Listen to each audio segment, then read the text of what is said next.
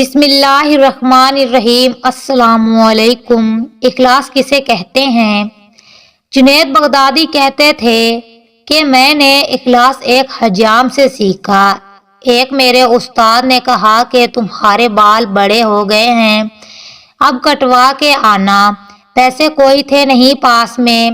حجام کی دکان کے سامنے پہنچے تو وہ گاہک کے بال کاٹ رہا تھا۔ انہوں نے عرض کی، چاچا اللہ کے نام پہ بال کاٹ دو گے؟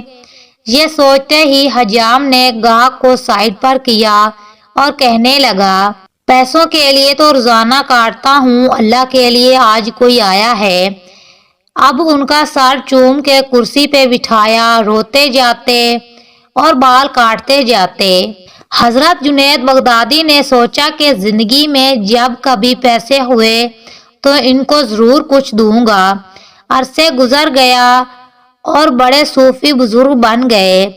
ایک دن ملنے کے لیے گئے، واقعہ یاد دلایا اور کچھ رقم پیش کی تو حجام کہنے لگا، جنید تو اتنا بڑا صوفی ہو گیا، تجھے اتنا نہیں پتا چلا کہ جو کام اللہ کے لیے کیے جائے اس کا بدلہ مخلوق سے نہیں لیتے۔ مزید ویڈیوز کے لیے ہمارے چینل کو لائک، سبسکرائب کریں۔ شکریہ۔